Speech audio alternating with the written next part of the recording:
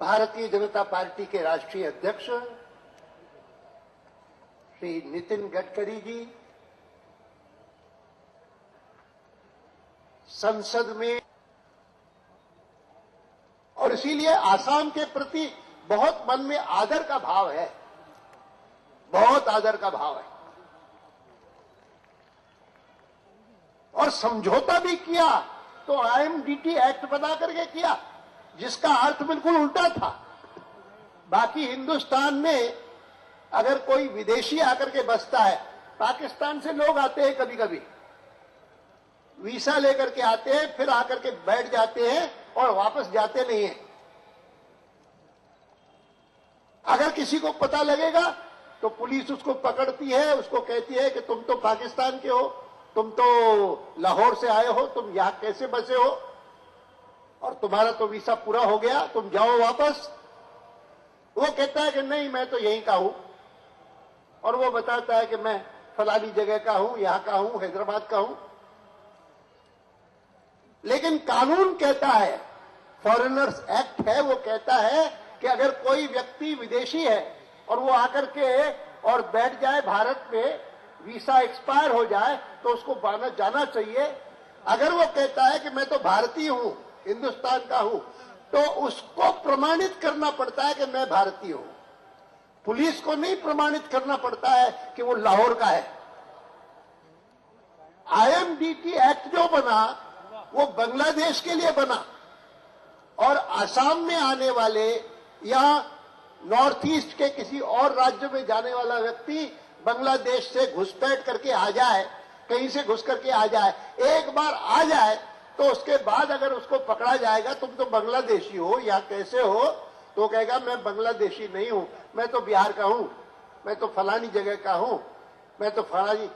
उसको नहीं प्रमाणित करना पड़ता है। जो आज ही किसी को, मैं पार्टी की मीटिंग हो रही थी, उसमें पढ़ के सुना रहा था कि एक अंदाजा था कि भारत के लोगों का चोरी का धन जो विदेशी बैंकों में जमा है वो 300 लाख करोड़ से ज्यादा, 1,76,000 नहीं, 300 लाख करोड़, इससे ज्यादा है।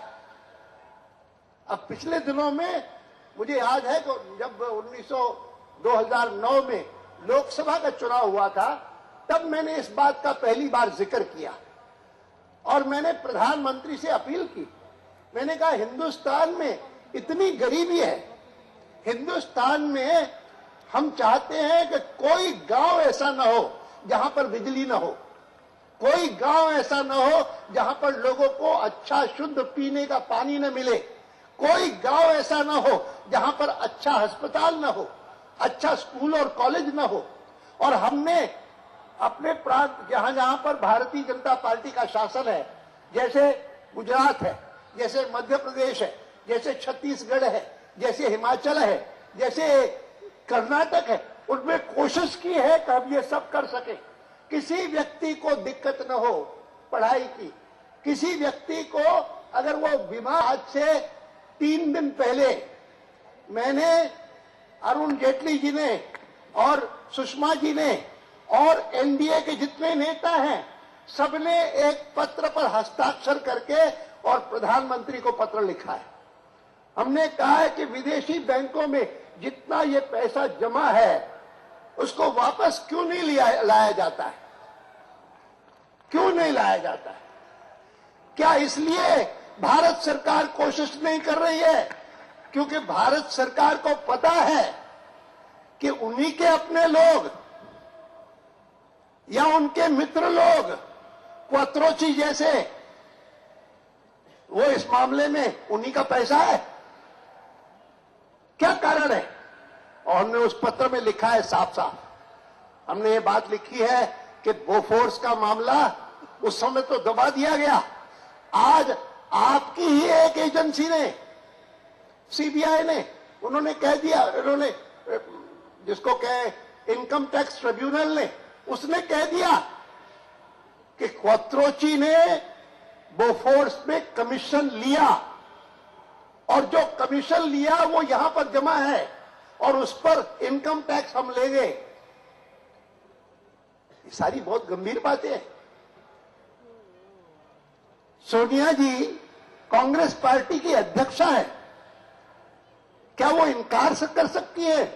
जो बात सीबीआई ने कही है, वहां के ड्राइवर ने कही है कि क्वात्रोची तो सोनिया जी के निवास पर आते जाते रहते थे, बराबर मिलते थे और अनेक बार मिलते थे, सारा वर्णन है। लोग कहते हैं कि किसी पर व्यक्तिगत आरोप नहीं लगाना चाहिए, इसीलिए हमने उसमें पत्र में लिखा है कि ये जो बातें हैं, उन बातों के बारे में या तो उसका प्रतिवाद किया जाए। दुनिया भर में हमारी बदनामी होती है इसके कारण। जब सरकार में बैठे हुए या सरकार पर प्रभाव रखने वाले प्रमुख लोग, उनका नाम लिया जाता है कि उनका भी धन स्विस बैंक में जमा है, तो बहुत बदनामी होती है। हमारे एक पूर्व प्रधानमंत्री का नाम लिखा गया है। मैंने कहा कि आज के प्रधानमंत्री वह इसका प्रभावी रूप से प्रतिवाद करें, या तो प्रतिवाद करें या इसकी जांच करें कि सही है कि गलत है। गलत भी हो सकता है और इसलिए कॉन्ट्रडिक्शन होना चाहिए। अब ये सारी बातें ऐसी है कि जिन बातों के बारे में जागृति आई, इसीलिए राजा को हटा दिया गया। जनता में जागृति आई, इसीलिए सुरेश कलमाड़ी को और उसके खिलाफ कार्रवाई की गई। सुरेश कलमाड़ी के 2 लोगों को जेल में भी डाल दिया गया। किसी दिन हो सकता है कि सुप्रीम कोर्ट कहेगी कि राजा के खिलाफ भी ऐसी ही कार्रवाई करो, जेल की कार्रवाई करो, हो सकता है, कह सकते हैं, मैं नहीं जानता हूं। लेकिन फिलहाल तो बहुत अच्छी बात हुई है कि गुवाहाटी नगर में भी इस प्रकार की रैली में कांग्रेस के भ्रष्टाचार का इस प्रकार का भंडाफोड़ हुआ है। बहुत बड़ी आपको बधाई देता हूं और आसाम भारतीय जनता पार्टी को विशेष बधाई देता हूं कि उन्होंने एक प्रकार से एनडीए के इतिहास में एक नया अध्याय जोड़ा है, ऐसी शानदार रैली कह करके यहां पर, और बहुत हमारे लिए गर्व की बात है। आपको बधाई।